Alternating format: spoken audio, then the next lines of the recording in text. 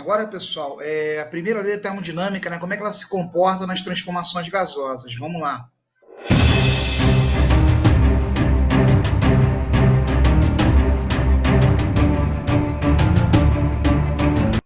Primeira lei, né? A gente tem aí conservação de energia, tudo bem? Calor sendo transformado em variação da energia interna e em trabalho, né? Energia mecânica. Bom, as transformações que a gente conhece, isotérmica, temperatura constante, isobárica, pressão constante, isocórica, né? Lembrando que coro significa volume em grego, volume constante. Agora, duas novas transformações. A adiabática, quando não há troca de calor com o meio externo, tá? E a cíclica, essas duas eu vou falar um tempinho com vocês, tudo bem? Vamos lá, na isotérmica, né? Como a gente tem a grandeza, a variação da energia interna, dependendo da variação de temperatura, se a temperatura é constante, não temos variação de temperatura, ΔT igual a zero. Se ΔT igual a zero, ΔU igual a zero. Então, todo o calor é convertido em trabalho. Pois isso aqui seria uma situação ideal. Imagina, você joga no motor calor e todo esse calor é convertido em trabalho. Mais tarde, a segunda lei veio desmentir essa possibilidade aqui, tá, pessoal? Na isobárica, nós temos aí pressão constante.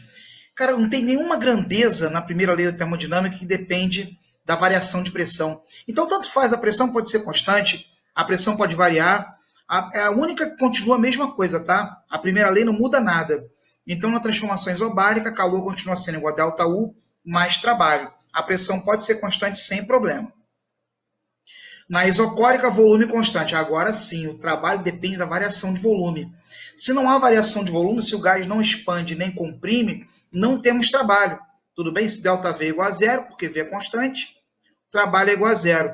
Então, todo o calor é somente convertido em variação da energia interna. Então, imagina aquele êmbolo, né? Se por algum motivo ele fica preso ali. O calor vai sendo jogado e ele está preso. Então, não temos ali a expansão nem compressão do gás. Imagina no aquecimento, o gás não expande. Então, tudo aquilo ali, todo aquele calor, melhor dizendo, vai só para o aquecimento do gás, aumento de temperatura. A diabática, né, se o Q é igual a zero, temos zero igual a ΔU mais trabalho. Então, passando o trabalho para o outro lado, o ΔU igual a menos trabalho. Esse sinal tem uma implicância importante, tá, pessoal? Preste atenção. Bom, expansão adiabática, pessoal, quando ocorre uma variação de volume positiva. O trabalho é positivo. Então, imagina alguém aqui mais, só com esse menos aqui da fórmula, mais com menos dá menos. Então, ΔU é negativo, portanto, a temperatura do gás diminuiu. Isso acontece aqui ó, no desodorante aerosol. Quando você tem a expansão, no ato que ocorre a expansão do gás, a transformação adiabática é dita instantânea, tá, pessoal? Para não dar tempo de trocar calor com o meio externo. Então, no ato do gás estar se expandindo, ele está baixando a sua temperatura. Então, numa expansão adiabática, o gás aumentou de volume, trabalho positivo, ΔU negativo, por causa do sinal da formulinha aqui, ó, devido ao sinal da fórmula, ΔT igual a zero. Então, é importante isso, tá? Numa expansão adiabática, a temperatura do gás cai. Agora, numa compressão adiabática, variação de volume negativa, né? O gás comprimiu. O trabalho foi realizado sobre o gás. Então, trabalho negativo, menos com menos da fórmula vai dar mais. Então, ΔU positivo, pessoal, isso implica num ΔT positivo. Lembra que ΔU igual a 3 meses de NR∆T? O que acontece com ΔU acontece com ΔT. Isso acontece quando você enche o pneu de uma bicicleta. Enchendo ali, comprimindo o gás, a temperatura, você vai reparar que o pneu fica mais quente, tá? A temperatura maior. Agora, se você colocou a mão e sentiu quente, já interferiu no processo. A transformação deixou de ser adiabática. Tudo bem? Então, no ato da compressão, ele vai aumentar a temperatura. Transformação cíclica, pessoal. O ciclo está dizendo, né, cara? Você vai sair do estado inicial e vai voltar para o mesmo estado. Então, a temperatura final vai coincidir com a temperatura inicial. A temperatura não é constante, não, mas o ΔT no ciclo é igual a zero, porque a temperatura inicial com a temperatura final. E aqui temos um gráfico de pressão por volume. Olha só o estado inicial A. Ele sai daqui, passa por B, passa por C, por D e volta para o A.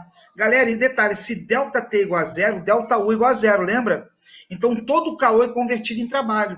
Tudo bem? Todo o calor é convertido em trabalho.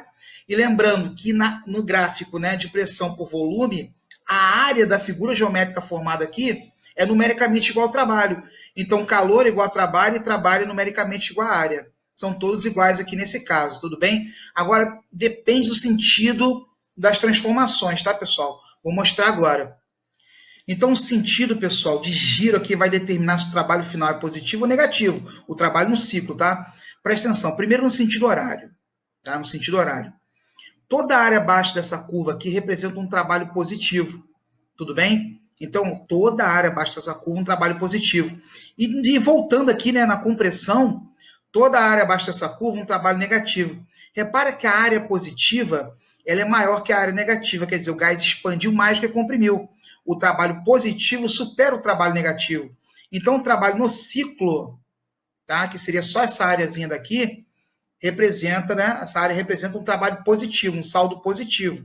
Então, se girar no sentido horário, trabalho positivo. Agora, no sentido anti-horário, ó, curva de B para A, primeiro uma compressão. Numa compressão, o volume diminuindo aqui, tá, galera?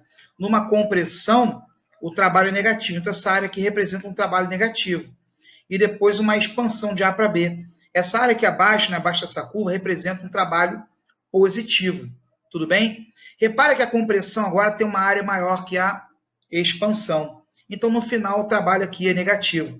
Então, olha só, como que é igual a trabalho igual a área, o trabalho é negativo, o gás perdeu o calor. Se o trabalho for positivo, o gás realizou o trabalho, ele recebeu o calor. Tudo bem, pessoal? Então, está aqui para lembrar, ó, se o giro no ciclo, né, for no sentido horário, trabalho positivo, que é positivo. Se o giro for no sentido anti-horário, trabalho negativo. Tudo bem? O gás perdeu o calor. E a área que você calcula é a área do ciclo, tá, pessoal? Porque aqui fechou completamente. Então, calcularia a área do retângulo A, B, C, D. Tudo bem? Bom, muito obrigado e até a próxima.